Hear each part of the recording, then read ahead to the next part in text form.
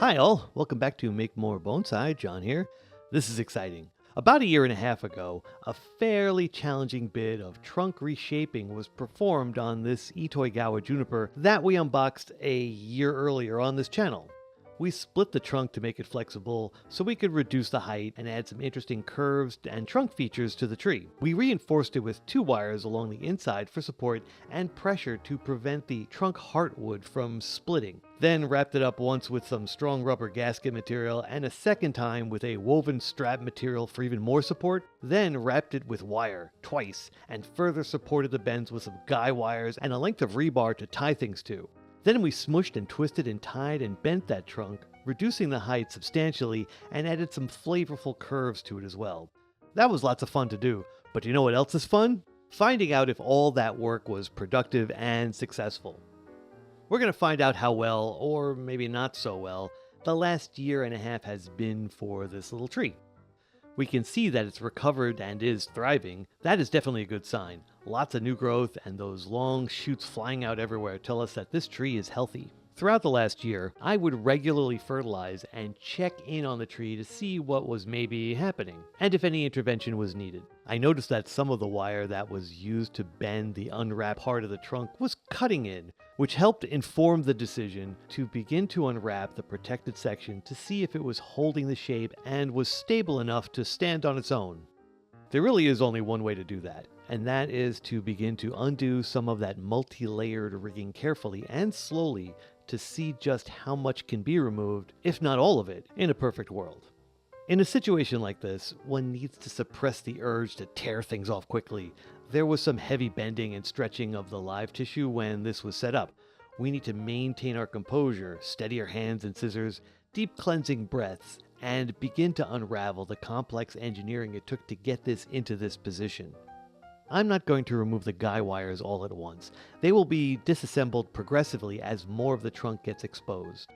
The first thing to do is remove the wire wrapping around the exterior of the protective material. We're going to work in sections from top down, removing about 1/3 to see what we can see.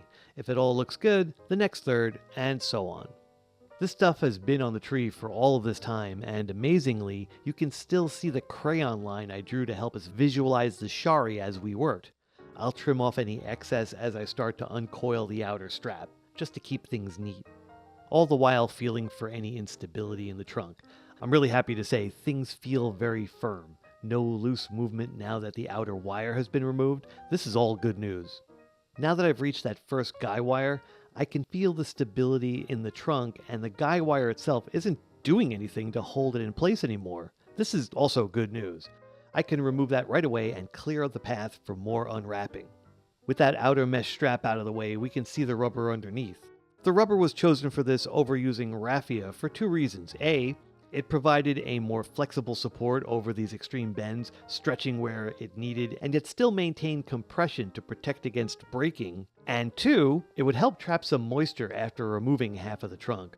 Moisture that would escape very quickly through raffia, which is a more breathable material.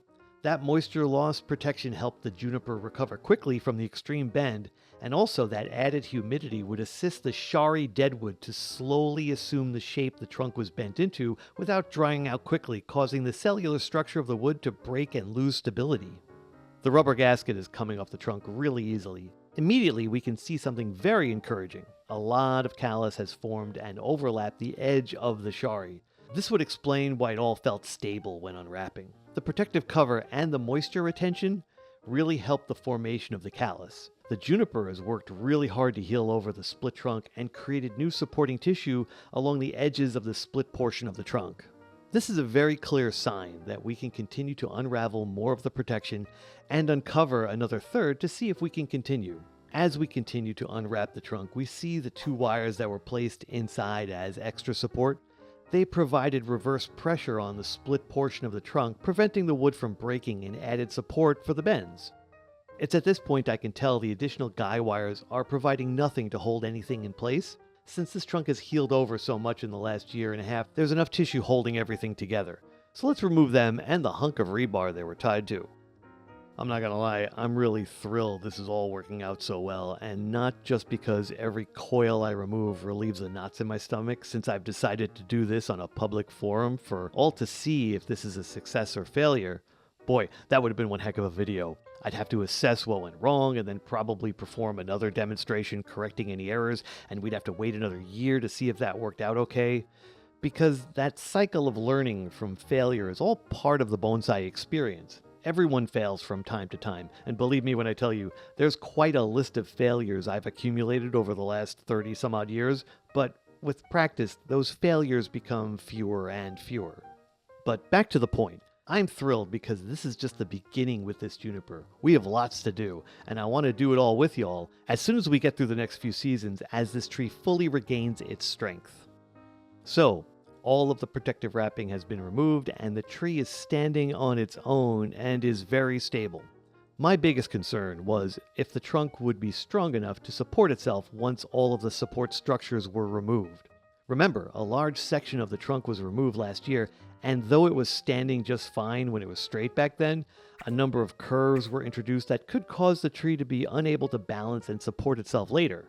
Now all that stuff has been removed, and the trunk is free to kind of sway a bit in the wind. The trunk will continue to stabilize and add more tissue to sections that may be in need of some extra stability. Let's take a few more minutes to do some house cleaning on this tree.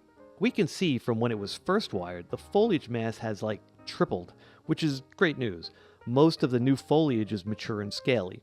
Last year, it was producing some immature needle foliage as a reaction to the shock of all the work that was done to it, but that seems to be in the past now and we're producing mature foliage, which is great.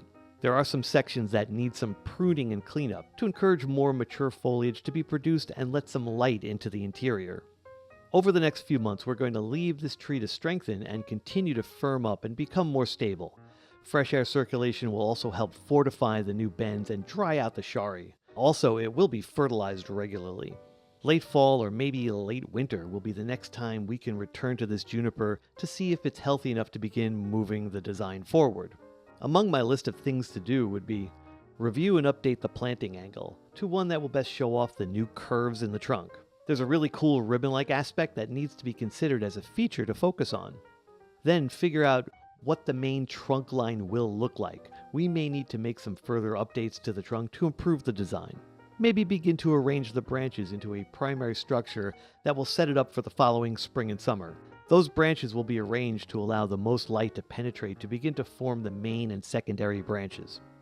For now, however, it's back on the bonsai bench to ride out the rest of the year with its new trunk exposed to the elements and regular fertilizer applications to continue to support it in its new situation. So far, this has been quite the ride. From unboxing and acclimation, study, and then extensive initial trunk styling, a year and a half of just waiting to this point that we're at now. We did something pretty unexpected with this little tree. This whole process kind of demonstrates how sometimes what appears to be a limitation can be reimagined, and difficulties can be overcome with some practice and hard work. I really enjoyed sharing this ride with y'all, and I look forward to digging into some more fun as soon as it's ready for more action. If you have any thoughts or suggestions, please share them in the comments below. We have some time to mull over lots of design concepts before we get into it. Thanks for watching. I hope you gained some helpful insights from this little video. Maybe like and subscribe and leave a comment below, and possibly check out the book or the t-shirt and hat links in the Show More section below. Your participation and support really helps energize this little production and helps me dream up new stuff to show you, because bonsai stuff is kinda cool, and so are you for helping support this channel.